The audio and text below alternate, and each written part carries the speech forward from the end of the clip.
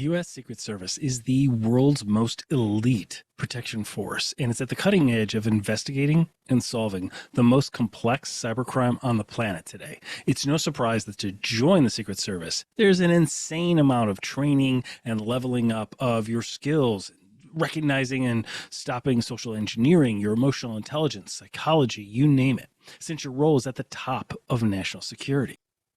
But did you know that you can become a Secret Service agent even after starting your career in a totally different field? And it doesn't have to be law or law enforcement. You can go from being a high school science teacher even to protecting the most important resource of data and national security we have in the Western Hemisphere, the U.S. president. I'll prove it to you. We have not. In this second episode, we explore behind the scenes of cybercrime analysis today and the unique experience Paul Eklof brings given his experience. We cover topics including how cybercrime uses AI, espionage in cybersecurity today and cybercrime, and the new rise of extortion as a service. This is the story of Paul Eklof and how cybercrime uses AI. Come join us as we dive deeper behind the scenes of security and cybercrime today, interviewing top technology leaders from around the world and sharing true cybercrime stories to raise awareness. From the creators of Vigilance, the newest global technology newsletter, translating cyber news into business language we all understand. So please help us keep this going by subscribing for free to our YouTube channel and downloading our podcast episodes on Apple and Spotify so we can continue to bring you more of what matters. This is Cybercrime Junkies, and now the show.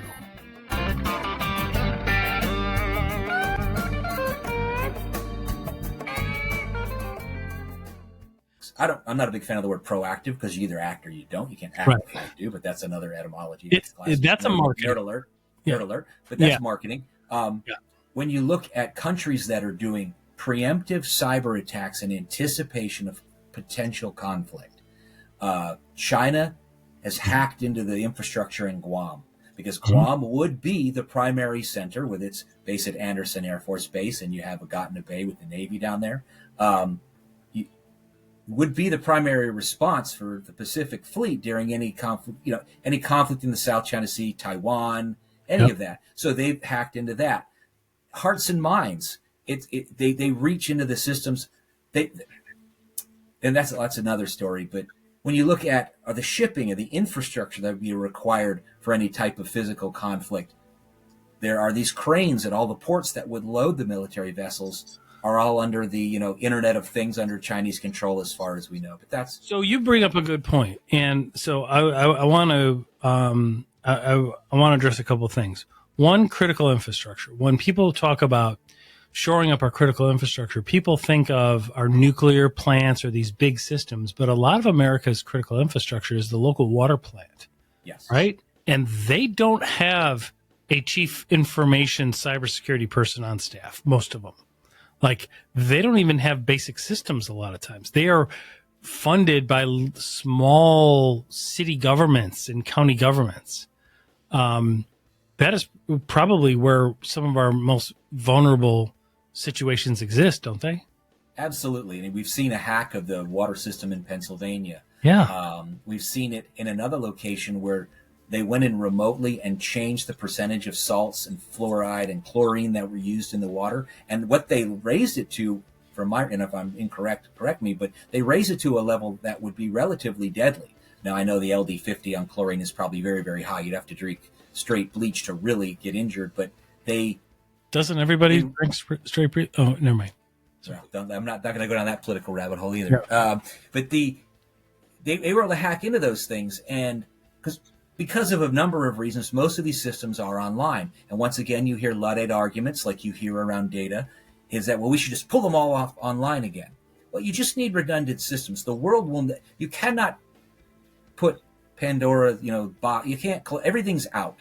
You can't close these things, and they're critical, these operational technologies and the Internet of Things.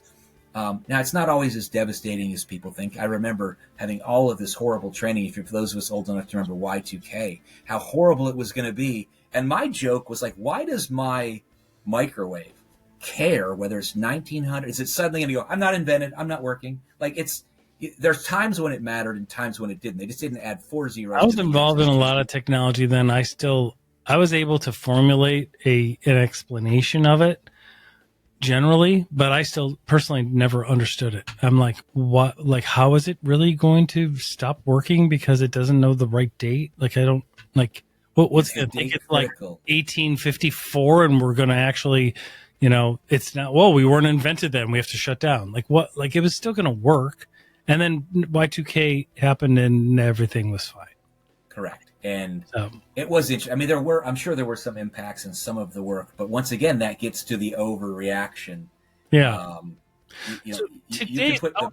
I want to ask you about this. So today's cyber criminals, the ones that are always in the news. When I say in the news, I'm talking not the geeky tech news that you and I might read constantly, right? I'm talking about what every American is seeing on the news or seeing on Facebook and seeing on Instagram and LinkedIn and everything, like Black Hat, Lockbit. These are cyber criminal gangs. They've evolved so much, and they're not state actors, but their software is designed to not work on organizations that use the languages of the CIS countries, right? Like the certain Russian dialects, Iranian dialects, Chinese, etc., right? And then they have been involved through pairing up with social engineering groups like Scattered Spider and stuff in some of the big hacks like the MGM breach or the Caesars breach. What are we seeing in their evolution? Well, that evolution is interesting because you do see people who push back on the nation state narrative. You don't have to be nation state funded to be nation state complicit, where the country knows it's occurring. After SolarWinds, Russia came out with a statement and said cyber attacks would be against the interest of the Russian people and we would never use it. And then Putin in a speech said, well, there might be patriotic hackers that if they go after our adversaries, they would be just, and you could operate here. Once again, not using the Russian language and going after those targets. Right. The evolution, and we can get into AI, which is even beyond it, because before AI, what you saw was cybercrime as a service. That was huge, and we've even seen this evolve from cybercrime as a service to ransomware as a service, where the average person, you can get a tutorial on Telegram or the dark web, and it'll teach you how to do it. You don't even have. They'll just sell you they're not. You don't they're have not to breaking the law. They're you don't have teaching you to how be to do technical. It's basically plug and play. You just have to be criminal, and you can go and launch these things. And if you're operating from a country that is not going to hurt you, so long as you don't do it against any of the organizations that they have an interest in, you're fine, and you can make hundreds of millions of dollars. Well, absolutely. That cybercrime as a service, ransomware as a service, phishing as a service is really, really dangerous because, like Scattered Spider that you mentioned, the MGM and the Caesars hacks, they're hard to pin down because they're a group of decentralized individuals and cells, much like terrorist cells, terrorist organizations, like Al-Qaeda or ISIS. They have individual cells that don't communicate. They go under, they emerge. What we're seeing now, I think like I said, once again, setting AI aside, which is just pouring gasoline on the fire. Well, I think the latest type is and for the listeners and for the viewers, we're going to have another segment on AI and deepfake, and it's going to be Paul, myself, and a special guest, a mystery guest. Mystery guest. It's going to be interesting because AI, once again, you see people fighting it.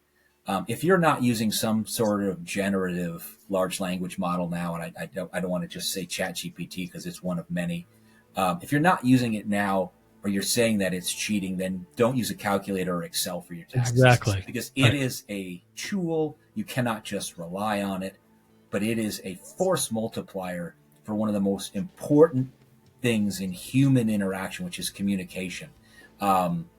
It's accessible to everyone, and if you use it as a writing partner or as a tool, it's incredibly powerful to improve almost every aspect of what you do. But realize, as the earliest of adopters, criminals use it too to perfect their phishing language. Or now one of the things they probably asked ChatGPT, well, if you were a criminal, what would you invent?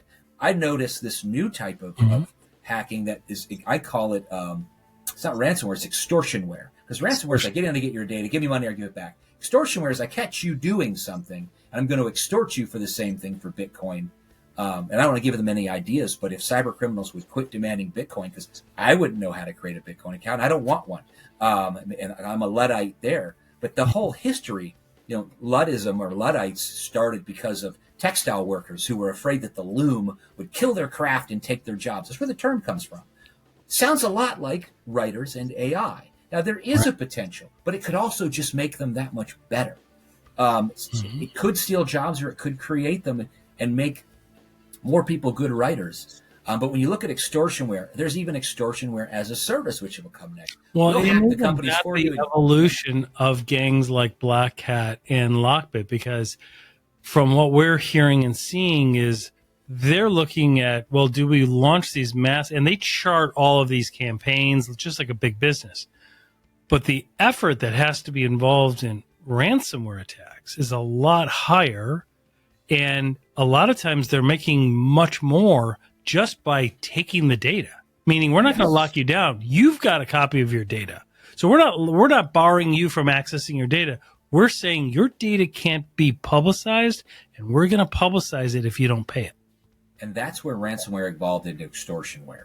It's a subset of it. And you do see that. And it's interesting because even most of these hackers or cyber criminals, they have morals and standards. Like you would, even they looked at each other when they started hacking hospitals. I think one hacker group hacked the other to prevent them from doing it because you're affecting people's healthcare. There's plenty of other targets. Why go after a high school releasing children's, mental health records? The school has to pay because we're making them financially accountable for it.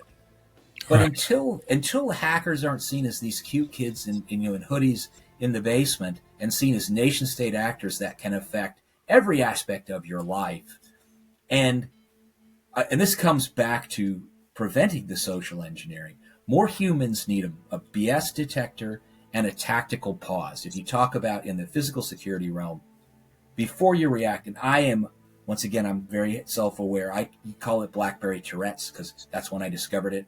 Get an email, I got to respond right away. Right. Rather than taking a pause, digesting it, understanding the motivations where it comes from, and thinking of a more cogent response. The immediacy of communication today leads to a lot of that miscommunication. Correct. And if people would take that tactical pause, like one of the earliest, I remember using the term social engineering while briefing. We were bringing President Obama to Guadalajara, and I was doing a manpower briefing, and I was warning them as a supervisor of what to look out when you interact for OPSEC and InfoSec. And I said that you will be socially engineered. And they all laughed because they hadn't heard the term. And I said, like, when I go to a bar, if a companion acts like I'm a 10 when I know I'm a 2, a feeler ought to go up. So if you're you're being socially engineered. If you're a 2 in America, you're not a 10 in Guadalajara. Assume that someone is trying to get information. You're suddenly fascinating. Mm-hmm. That's social engineering used for espionage or other purposes.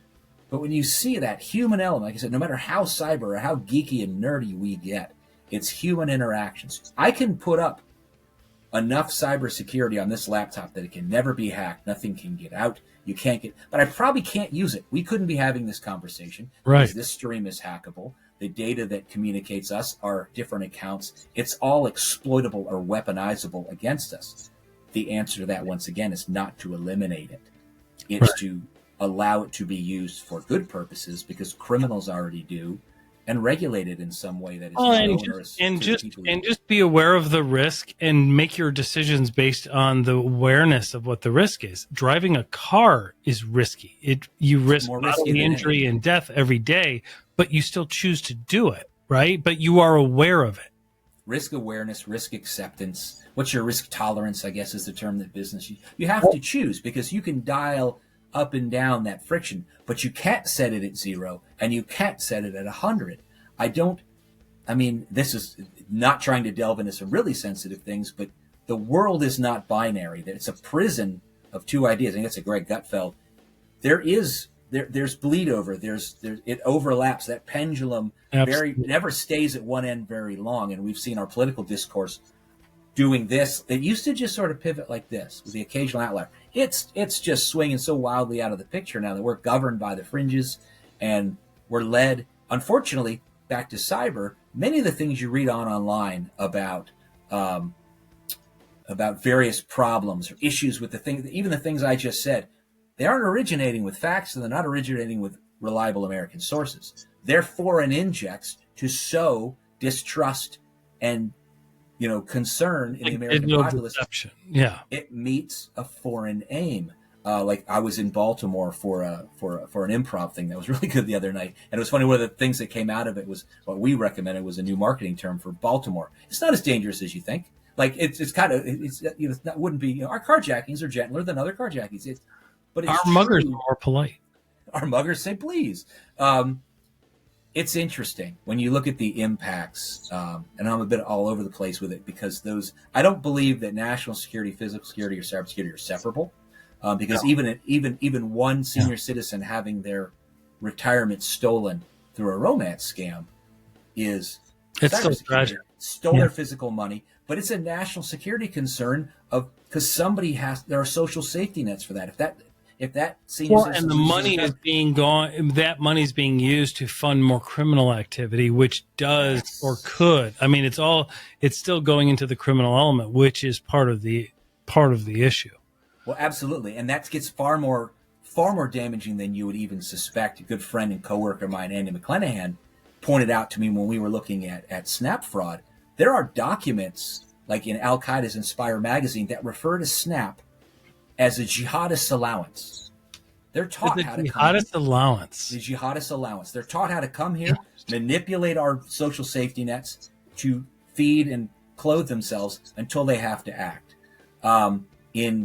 In Cuba, social services in America called La Ayuda, or the help. I think most of the food aid in Cuba comes from stolen benefits in America. It's astounding the impact that a lack of program integrity, a lack of cyber hygiene, which all overlap, can cause to an individual, a community, or a nation.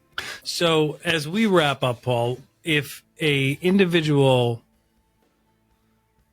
not an organization, but individuals that are getting online, what are some of the things that they need to be aware of?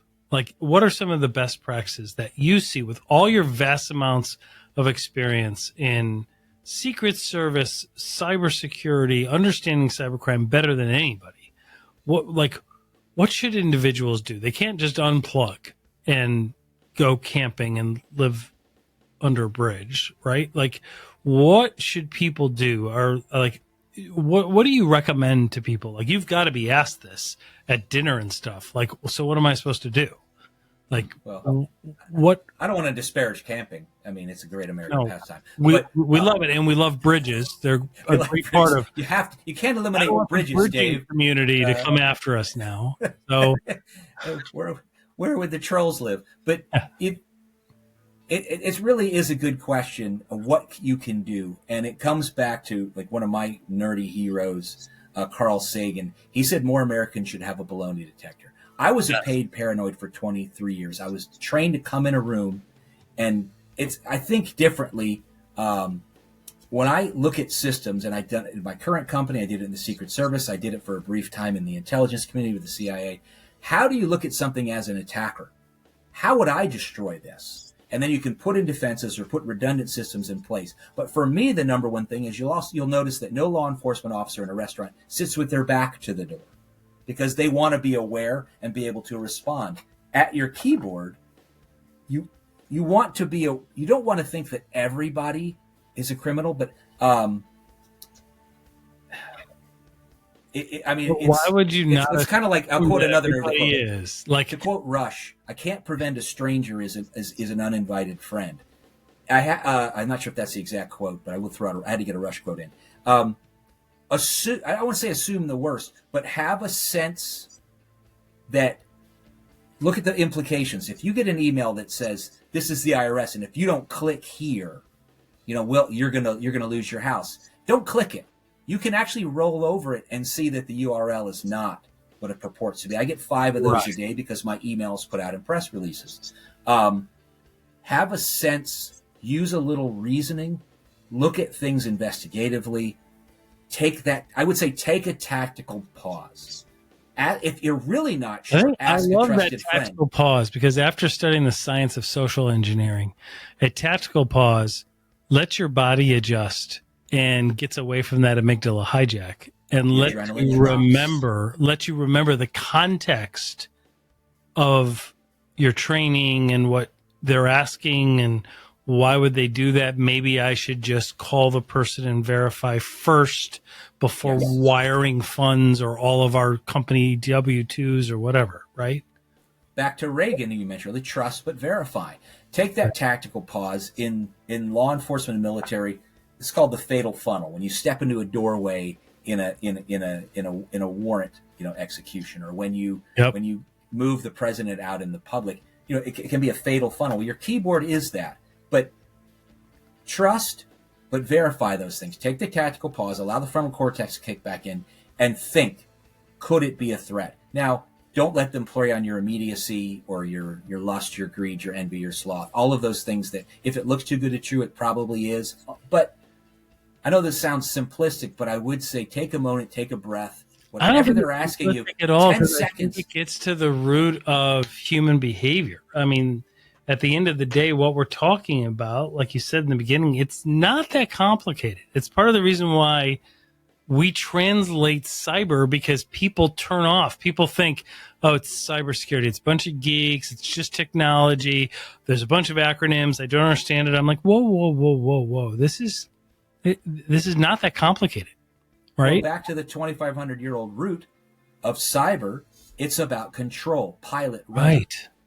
Take back the control. The person who sent you the email does not have the control. The cyber criminal wants you to think they do by preying on immediacy or preying on your needs or your greed or your fear. Don't give the cyber person the cyber. Take it back. Take control and just own it. You don't have to relinquish that by responding immediately or clicking the link or when you get a text.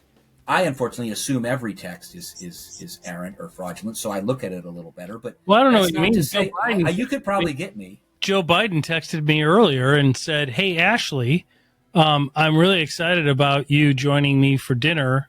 Just like donate to my presidential campaign." I'm like, "Well, Ashley, being Ashley, I don't think I'm going." But when you get those things, obviously, I mean, that's an obvious one. That's like that's like the prince from Nigeria back in the 90s, right? But some of them are really good, and that's the thing.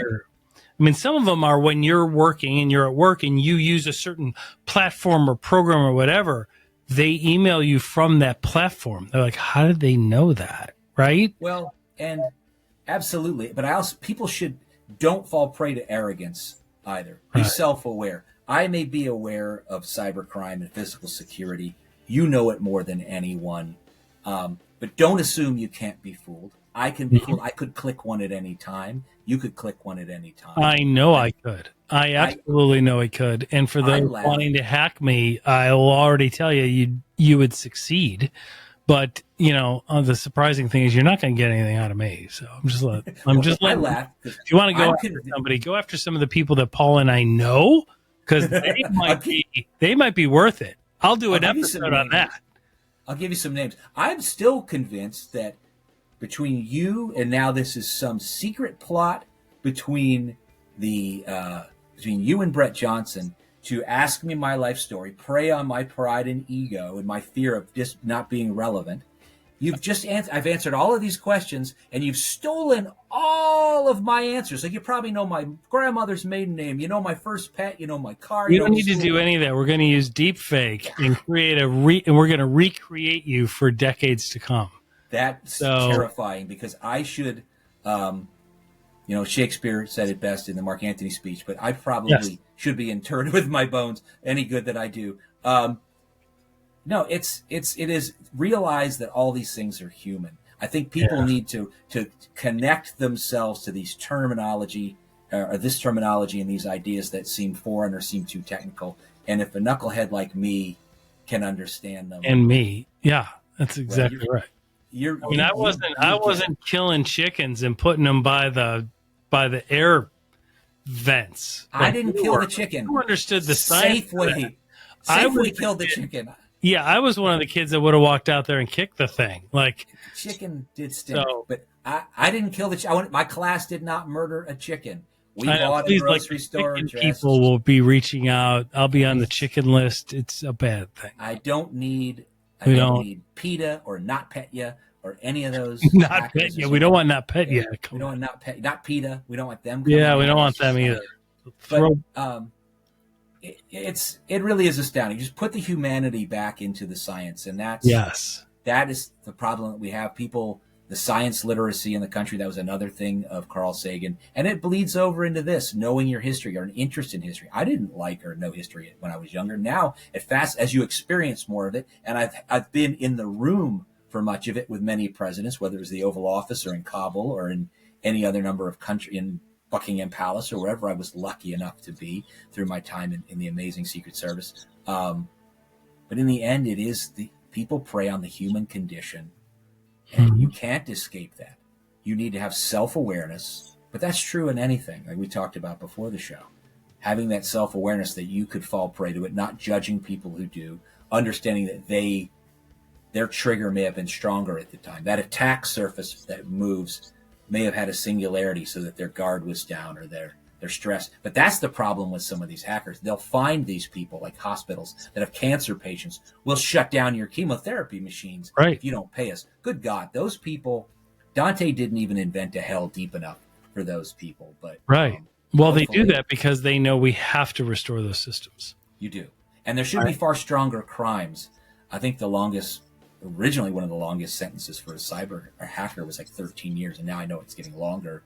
But well, there've been more and more arrests and more you had the person that was involved in the SolarWinds breach, person that was involved in the Kaseya breach, caught, gone to trial down in Texas and other places. So I mean, we're getting there. We just saw the one of the young gentlemen that was tied to Scattered Spider, Scattered Spider, along with Black Hat, who we've talked about today, were involved in the MGM and Caesars breach. But he was a young person, like 19, 21, something like that, down in Florida, and they caught him. So it'll be interesting to follow some of these stories. Well, and the key to stopping it is once again getting back to data, removing investigators, criminal, investigators, whether it's law enforcement or from cyber groups, removing their access to this information is not the answer. No, absolutely not. Children would go missing. Crimes would go unsolved. You've just got to take back control. Absolutely. I mean, the criminals are going to get access to the data. How do you? It's already out there. Like arms. It's like you have criminals with AK-47s and police officers with handguns. Like, why? What? Like, it doesn't make any sense. I purposefully avoided that as an example because I know murder is already illegal. Making some things illegal don't stop murder because that's already illegal, but people do it. But I avoided that third rail at all costs. Yeah, exactly. So just to give everybody a taste of what we're going to do with deepfake and AI, because if you think cybercrime and crime and national security and personal fraud is scary, just wait until we're going to talk more about what deepfake is doing. To give them just a taste of it, can you share the story? Are you permitted to share the story of what you guys did where like the business leader came out and was talking to like the national team, explaining, hey, everybody, thanks for coming to our national convention. And then, by the way, I'm not even real. And then the real person came out on stage. Absolutely. Without even disclosing the company necessarily. Sure, absolutely. AI and deepfakes are such a game changer for fraud because fraud and hack, not just fraud. You saw the deepfake of Biden calling the voters, I think it was in New Hampshire, telling them not to vote. Tracked to a company in Texas, which is interesting. But what we did was we made a video that was identical of the leader and saying that, AI is going to change the face of fraud and is something we need to embrace. And now that I have your attention, much like this, that is not really me. And now that I have your attention, I'd like to introduce the real. And I mean, it's Woody Talco, who's fantastic. He's been in the anti-fraud, helping children for 14, 15 years with the company, who actually puts his money where his mouth is and puts his information analytics where his mouth is to help to make lives better and partner with government to, I don't know, to get the services they need, deserve, and have earned. Yep. Well, and it's remarkable, right? When you think about that, everybody's there looking at their leader and somebody that they admire, thinking, wow, this is really exciting, this is great, only to realize that what they're watching wasn't even real. And what I think we're going to demonstrate for people when we do have that, and we can show some samples of it, is how real it is. I mean, it has the intonation, the emotion behind it, the cadence, the syntax. It sounds like, and we've always been taught seeing is believing, right? But now you don't even know. And with an election coming up, I think it's a really important, not to be political at all on either side, but because of the potential and the real issue of misinformation, this is going to be really interesting as well. So look forward to that. I was receiving classified briefings in the Secret Service about the impact on politics or presidential protection years before the public knew that it was possible. And if you look at the software that I use to create deepfakes, it's good, but it's not what the criminals are using, because I'm hindered by laws, as I should be, and my own ethics of what I can and will create. But the voice cloning, and you can do it in any language. We could take this video, upload it within 2 minutes. It could be in Mandarin, it could be in ancient Greek. Yep. And our lips would move, and it would be our voices speaking it. I've done it in multiple languages. It really is. It's fascinating and scary. Well, I just read that we're one of the top podcasts in the Netherlands and Cambodia for some reason. So maybe we'll just recreate this whole thing in Cambodian. Is that what they speak there? Maybe, I don't know. We can do that in the Netherlands. I've been that there would many be cool, times. right? Enjoyed. Pretty exciting.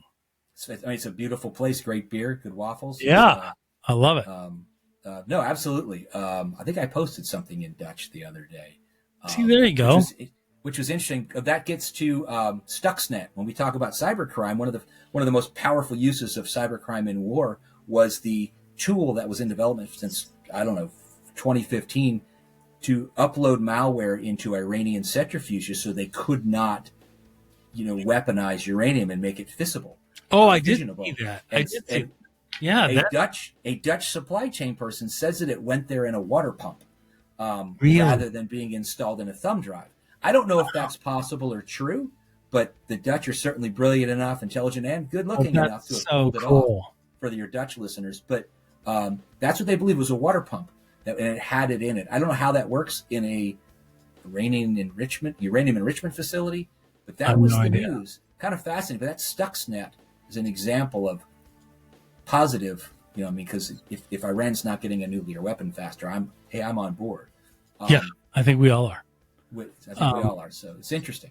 So we will have links to you, sir, in our show notes. We will have links to, you've created information on Fraudstradamus. But I didn't create him. I discovered. If you don't have LinkedIn, I think our audience all is involved in LinkedIn. But if you don't, just sign up. It's free. Just get a LinkedIn account and follow Mr. Eckloff, because you will know about the state of cybersecurity, cybercrime, things like he already has months and months of content that he is already ready to go. I mean, there's so much.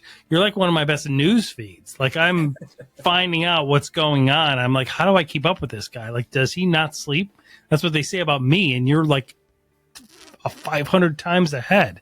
So really good stuff. So caffeine in 2 sources. I'm telling you. So I just do have to correct you. I did not create Fraudstradamus. Oh, you did not? Okay. I discovered him in a dusty library in somewhere in Europe. I will not divulge. Okay. Well, yeah, it was probably on some mission. Very cool, man. Thank you so much. And you know that I'm going to be in touch because I did speak with Brett Johnson, got the clips that we needed. We'll send those to you, and we will have some creative fun and really go into the in-depth on deepfake and AI very soon. So, really looking forward to it. I enjoyed this. I hope that you and your absolutely, listeners, especially the Dutch, I hope they get a lot out of this. And I'm just glad you cited Monty Python and the Holy Grail, because you have to. I know it's like it's used in so many different contexts, but my children don't value that. But who raised it was the first KBA. I'm what is your favorite color? And then you're launched, if you say it wrong, red, no, blue. Right. You're launched into the pit. And then launched. It was brilliant. Today. It was absolutely brilliant. So, hey, thank you so much, Paul. Thank you, first of all, for your service. Remarkable. First is your service as a teacher, fantastic. And then your service for our government. I mean, absolutely, we are so grateful. Thanks for all the work that you continue to do. You work for a phenomenal company. Just keep doing it. We will talk many, many more times in the future if you will continue to be socially engineered by me, and we will definitely talk again soon. Thanks, everybody. Really enjoy it. Thank you very much.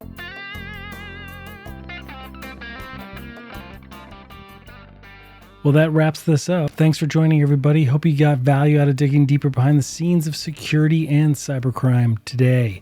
Please don't forget to help keep this going by subscribing free to our YouTube channel at Cybercrime Junkies Podcast, and download and enjoy all of our past episodes on Apple and Spotify podcasts so we can continue to bring you more of what matters. This is Cybercrime Junkies, and we thank you for joining us.